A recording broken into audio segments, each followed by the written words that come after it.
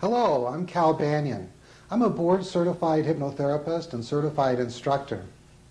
Today I'm going to spend a little bit of time with you explaining the fundamentals of hypnosis. Research has shown that if we take the time to explain a little bit about hypnosis to our clients, they benefit much greater from their hypnotic sessions. What I'm going to do is I'm going to explain some terms and remove some misconceptions that perhaps Hollywood has given you about hypnosis. What I'd like you to do is make sure you have a pen or pencil and a piece of paper with you right now. So if you have any questions about the material I'm covering, you can write it down and then talk it over with your hypnotist or hypnotherapist.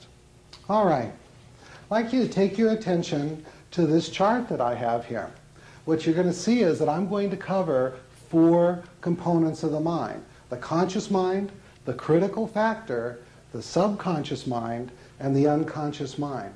Each one of those areas of the mind has certain characteristics that will be interesting for you to know. Then you're also going to cover that each level of the mind has a protective function. Even when you're in the deepest levels of hypnosis, you're always safe, because the conscious, the subconscious, and the unconscious mind are always working to make sure that you are safe. So let me go over this bit by bit. I'm going to start with the unconscious mind. The unconscious mind is really your body's consciousness. Medical people will call this the autonomic nervous system. When you're born, you come in with instincts. It's an inner knowing of how to operate your body. The unconscious mind is responsible for respiration, heartbeat, all the things you don't have to think about. Now, one of the things about the unconscious mind is its ability to change and learn is limited. It can change, it can learn, but in your daily kind of activities, it isn't very good at it. However, Dr. Ivan Pavlov showed that when we pair a stimuli with some other occurrence, that the unconscious mind can actually learn. For example, what he did is he showed that if he gave a stimulus like a bell, gave a dog a morsel of food, the dog would salivate. And after pairing it a number of times, that just hearing the bell ring would cause the dog to salivate. And so that shows that the unconscious mind can learn, because salivation is not under the control of the conscious mind, it's under the control of the subconscious mind. The unconscious mind can learn through that kind of classical conditioning or through self-hypnosis, hypnosis, and hypnotherapy. For example, someone who's suffering from migraines, this is something that's happening at the unconscious level. Well, through hypnosis, we can re-educate the unconscious mind and have it rid itself of pain. Now, another interesting thing about the unconscious mind is that it is the part of you that generates how emotions feel. For example, if you feel happy, there's a certain physical sensation that goes with happiness or joy. If you're feeling sad or angry, your body feels a certain way. And because the unconscious mind generates the physical attributes of emotions, we call those things feelings. Now, one of the things I'll talk about right away is that even at the deepest level of your mind, the unconscious level, you have a protective function.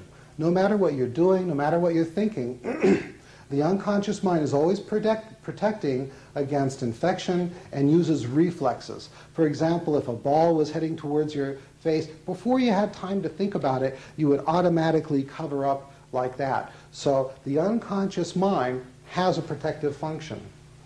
The subconscious mind is really who you really are. It is all of your habits, behaviors, beliefs, and it really is an exceptional part of you. Let me go through it step by step. The subconscious mind starts out empty when it is first developed. And then as you go through life and you have experiences, what happens is you start to build up a database.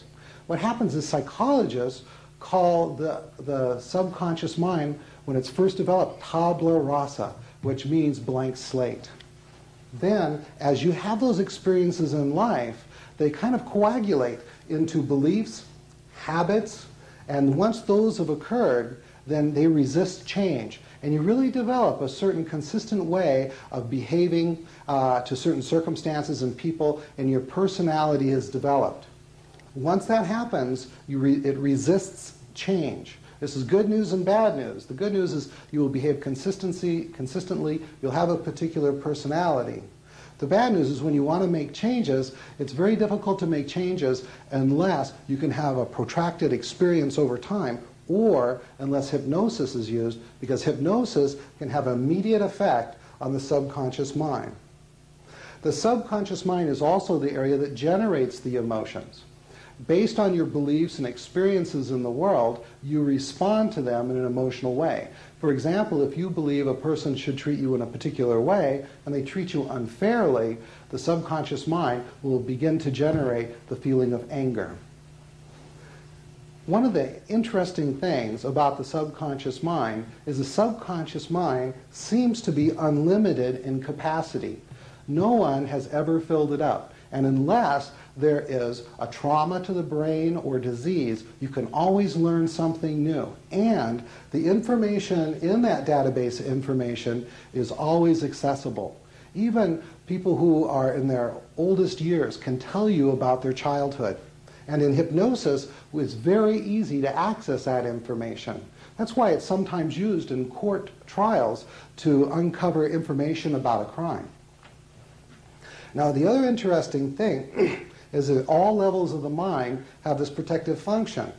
The subconscious mind protects against known dangers and motivates you to fulfill your needs. So that's what the emotions do. They motivate you. If something is a known danger, it'll generate the emotion of fear, and that motivates you to take care of the situation, keep yourself safe. I'm going to skip over here just for a moment to the conscious mind. The conscious mind, there's this old saying, I think, therefore I am. Well, the truth is that who we really are is the subconscious mind. But the part of us that thinks is our point of focus, our conscious mind. This point of focus has a home place, and that's in the now. Right now, you're consciously focusing on this video. But we could talk about the past, and the conscious mind can then refocus in the past. We could talk about things in the future, like how you might use hypnosis to change your life in the future. And you'll start thinking about the future. But I want you to think about the conscious mind as primarily what you're focusing on right now. It is analytical and logical. It's kind of your problem-solving mechanism. It's your ability to assess a situation, use your experience to come up with an answer. For example, if you're working out a mathematical problem, you're using the conscious mind.